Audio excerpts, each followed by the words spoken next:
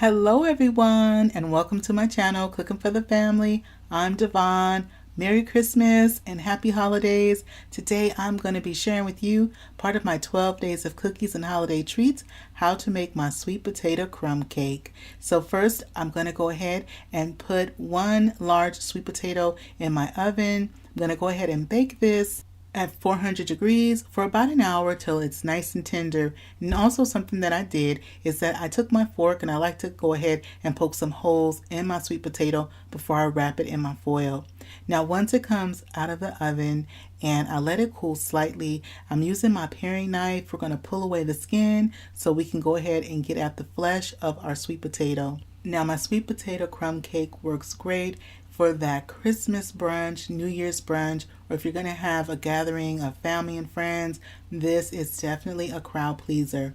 So once I open up the skin of the sweet potato, I like to use my paring knife and just really break up that flesh really good because they'll have a little, sometimes there's like strings in our sweet potatoes, and so you want to go through and just really break those up well because we're going to make and blend this and make a puree for it, and we're going to be using 1 cup to go ahead and make our puree for our crumb cake. To my 1 cup, I'm putting in 1 tablespoon of butter, and my sweet potatoes are still warm, so the butter is going to be able to dissolve right into that puree that I'm making. And I just go ahead and I just mush it up really good, just like that. You can also use a blender if you need to, but we're only going to be doing a cup, and so I just find just doing it like this works just fine. Now normally 1 large sweet potato works well, but if you can't find like a large sweet potato, you may need to use 2 small sweet potatoes. When I say small, I'm talking about maybe softball size, about that size. 2 of those should give you that 1 cup. Now once we have it like this, and it doesn't have to be super smooth, you can still have a little bit of chunks in there, that's fine, but you want it mostly smooth so that way we can work it into our crumb cake mixture. Now at this point, I just like to double check, make sure that I have my 1 cup, and I do. And so now we're going to put in our eggs. I have 2 large eggs that I had at room temperature. Those room temperature eggs just blend so much better into our cake mixes and our batters and our dough. And so once I have the 2 eggs, you see how I'm really beating them well because you want it to be nice and frothy. Now after I get my eggs nice and frothy, I add in a 1/2 cup of granulated sugar and a 1/2 cup of light brown sugar. My light brown sugar was packed.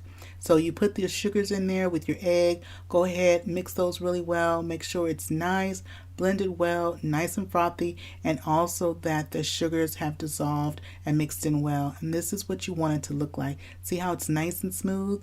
Now we're going to add in some vanilla, and we're adding in 1 teaspoon of vanilla, but let me tell y'all what I did. When I went to put the vanilla in, I realized that I used a 1/2 teaspoon, and so I put 1/2 teaspoon in twice to get the 1 teaspoon of vanilla that we need for the recipe.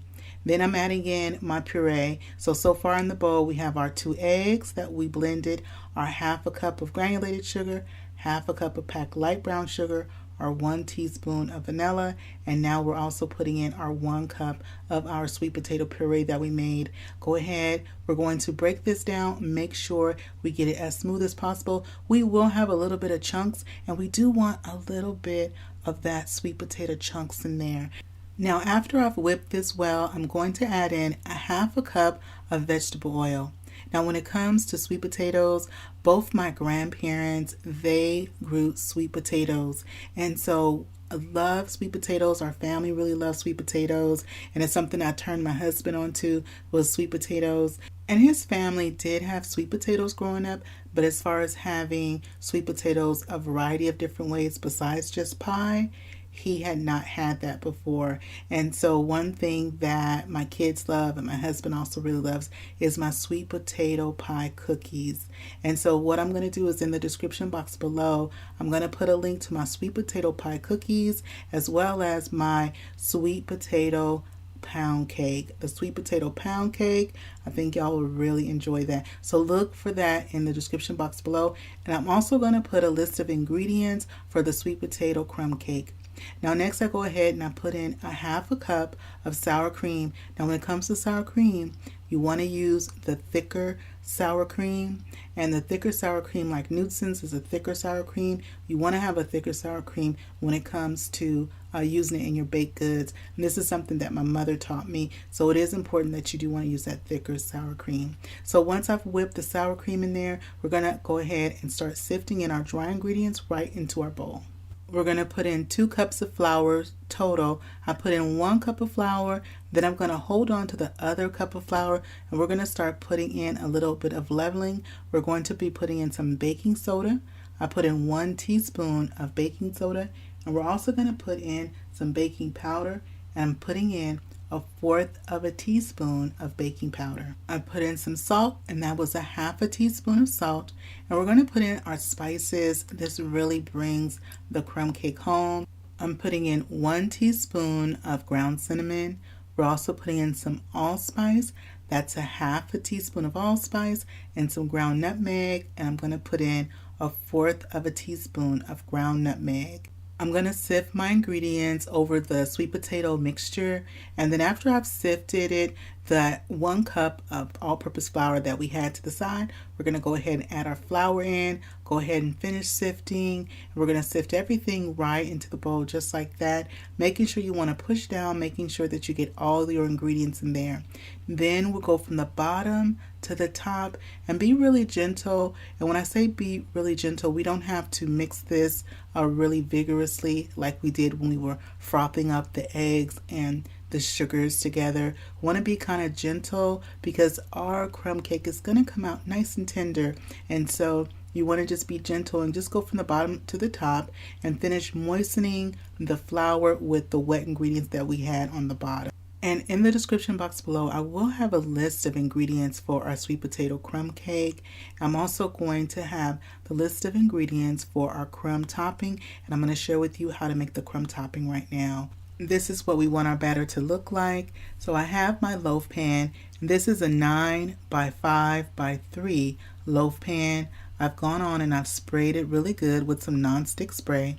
Now while I'm doing this, I have my oven preheating on 325 degrees.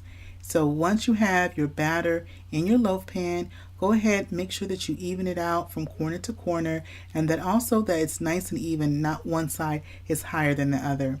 Now for my crumb topping, I have 1/2 cup of chopped pecans. Then I also have 1/3 cup of packed light brown sugar, 1 teaspoon of cinnamon, 1/4 of a cup of flour, and also we're going to use 2 tablespoons of softened salted butter.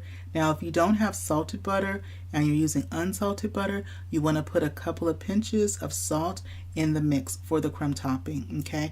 But since I have salted butter, I won't be using any pinches of salt. But again, if you're using unsalted butter, just put a couple of pinches of salt for the crumb topping. And then what I do is you want to have your butter soft, not melted or not hard. You just want it like room temperature, nice and soft. And then press it with a fork like I'm doing. What you want to do is you want to blend it so it all becomes like this nice light brown color. And you're going to have some chunks in there as well, but you don't want to have any streaks of just flour. You want to make sure that the brown sugar and the cinnamon all get mixed in together with that flour. I use my tablespoon. Go ahead, evenly put your crumb topping right on top, just like I did there. Our crumb cake is going to bake in our oven at that 325 for 50 to 60 minutes, or either until our tester, and you can use a toothpick. You want to put your tester in a couple different places. You want it to come out clean. Our crumb cake is out of the oven. It baked in my oven for 60 minutes. It is looking good. It is smelling good. I let my cake cool in my pan for about 15 minutes, 15-20 minutes, and then I use my butter knife, and I like to go around the edge because as it bakes up, sometimes the crumb topping wants to kind of stay around the edge, and so just use your butter knife, go around the edge. I gently shake it, and then I flip it out. We're going to lose a little bit of our crumb topping, but you know what? We have plenty on there, and so it's all good. I'm going to let our crumb cake cool just a little bit more before we go ahead and slice into it. So our cake has cooled down some. It is slicing so nicely. It is looking so good, and I can really smell that sweet potato, and I can really smell that cinnamon. And this is what it's looking like. It is so tender. This first bite's for you. Go ahead and take your bite. Now I'm going to take my bite and see how we did. Mmm. Mm-hmm. You can taste that sweet potato in there and the spices in there, that nutmeg, the cinnamon, the allspice. I hope y'all give this recipe a try. And y'all, we made this from scratch. This is so good. Well, I hope you're enjoying my 12 days of cookies and holiday treats. If you missed any of those vlogs, I'll be sure to go ahead and put the playlist and the link down below. Well, that is it for me today. Happy holidays and Merry Christmas, and I'll see you on the next one. Bye-bye, everybody.